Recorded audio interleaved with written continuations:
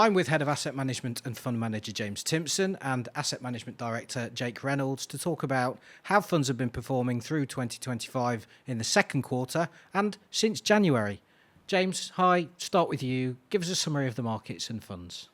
Yeah, so you may remember this time last quarter, we were in the midst of some market mayhem.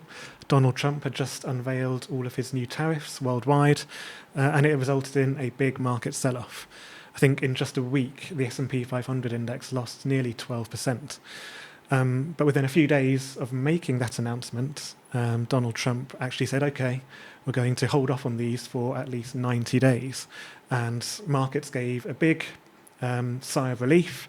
And since then, they've been recovering quite strongly. So actually, despite that volatility that we saw earlier on in the quarter, it's actually been a positive quarter overall.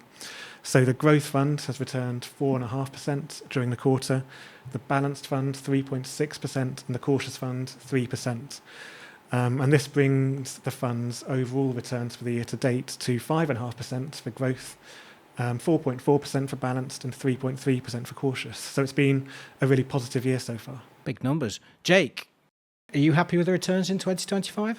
Yeah, as they say, markets climb a wall of worry.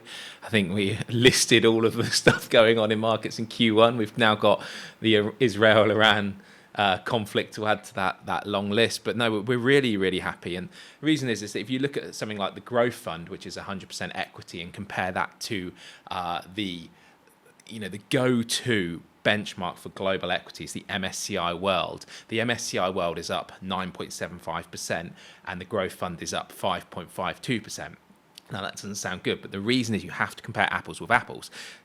The MSCI World price is in dollars, and if you were to price our fund in dollars, it would be up 15.59%. Now we're a UK-based fund manager, we have UK-based clients. We only care about GBP returns, our returns in pounds, because that's what we go out and that's what we spend. So, the fund is priced in GBP. As James said, it's up 5.52%. And if you convert the MSCI World to GBP to compare apples with apples, the MSCI World is barely positive this year. Up to the end of June, it's only up 0.19%. So to do 5% above that, just really, really happy with. So it's been a good year so far, and it's mainly because the things that we picked up over the last couple of years are really working. We've got our financials, particularly our European financials, working really well. Our Germany exposure, that was pushing on European returns this quarter again. The UK did really well. We've got a lot of exposure to small and mid caps. UK fund was up nearly 13% this quarter, and the multi-asset funds have a lot of exposure to that, so that drove on their returns as well. So yeah, I think we're happy, aren't we, James? And it's been a good year so far. We've got to keep you got to try and keep it up, but we do that by doing our analysis, making long-term decisions. And strategically, how much of this reward would you put down to seeking returns versus mitigating potential risk? So, they go hand in hand. So in terms of the pound, that was mitigating a risk. If we go back to when we were talking about this for the last few years, particularly, I like the point when we were chatting about it at the client seminars at the end of 2022, because the pound at that point was approaching $1. Now it's, I think this morning, about $1.36 for a pound. So that's a huge rise. Now, if you look at that over the year, the S&P has bounced back from the sort of Q1 turmoil, but it's up about 10% now. But if you would just blindly buy that in dollars as a UK-based investor, you go, great, the S&P's up 10%. Then you go to convert it back to pounds. Well, the pound is up 10% as well. The dollar is weakened 10%. So you've got no return this year. So, it's really important to, and that's obviously benefited us having the portfolios hedged towards the pound. That was mitigating a risk, but they also, we're looking at opportunities like Germany, like European financials, and it goes hand in hand. Risk and reward are always just never that far away from each other. Thank you, Jake. James, you say that growth is 100% equity. So what are the other funds invested in if they aren't 100% equities? Yes, so balanced is capped at 85% equities and cautious is capped at 60% in equities. which prompts us to look for other asset classes to fill those gaps with. Now, the biggest one outside of equities is fixed income or bonds. And typically, we've had relatively low risk fixed income exposure in the funds, keeping it relatively short duration. However, recently, longer duration bonds, in particular UK gilts, which have relatively low correlation with equities, the long dated gilts have started to look more attractive. So we have gradually been sort of picking up our duration or fixed income risk, if you like, in the last few months. The other key asset class, which we often talk about, is infrastructure. And we like it because it tends to act as a really good diversifier to all the other asset classes. Even during your financial crises, when stock markets are tumbling, people are still going to be using schools, roads, hospitals, etc. So we like investing in these infrastructure assets. And in the last quarter, we did sell one of these assets, BBGI, because it's just been bought out. And it was bought out at its NAV, its net asset value, and it had previously been trading at quite a big discount to that NAV. So when it got bought out at this price that was agreed upon by the market, its price rocketed. It went up about 20% in one day. And that just gives you an example of how undervalued a lot of these infrastructure funds are at the moment. So if you get another example of that, what happened to BBGI, we could be seeing more big upticks in the valuations of these funds.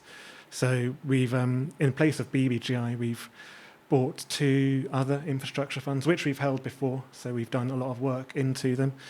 So the Cautious Fund now still has around 10% exposure to these infrastructure funds.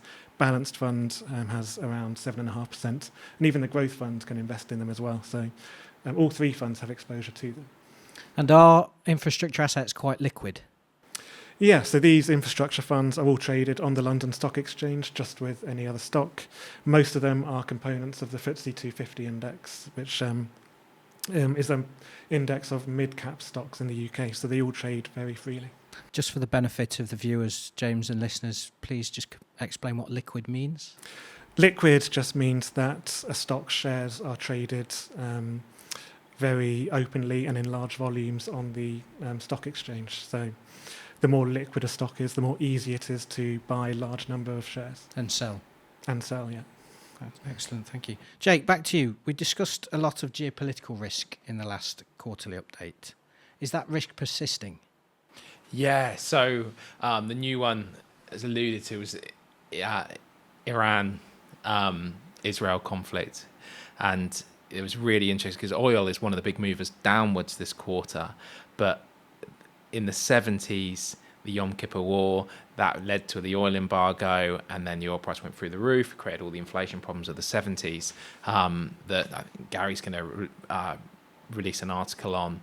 And because of that historical event, when the conflict escalated between Israel and Iran, oil jumped 20% and then fell afterwards. And that was because there's been this massive change in oil production over the last decade, where the US has gone from producing around $5 million barrels of oil a day to between 12 and 13. So that's $8 million barrels increase. That is nearly the size of Saudi Arabia's output. It is now, from 2018, it became the biggest oil producer in the world. And then from 2020 was a net exporter of oil. And that's the first time it's been a net exporter since in 1949. So that the dynamics have completely shifted with conflict in the Middle East leading to higher oil prices. Doesn't happen anymore. But for a week or so, the market was still going, right,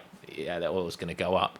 There was lots of headlines saying, fill your car up now. I don't know if you saw them saying, right, put some petrol in your car now. But it's a legacy thing that just doesn't hold anymore. And it's a massive shift. Along with the smartphone, you could say it's this huge, huge shift. And it's one of those mega trends that you look at and you go, oh, this is something that's changed the world, rather than something that's like a recent innovation or a recent event. You look at the big long run trend. This played out over 12, 13 years, and it's not going anywhere because shale is now a technology that's completely feasible and can produce oil profitably. So it's just interesting to see those those dynamics completely shift. But the world obviously takes some time to remember that they have shifted.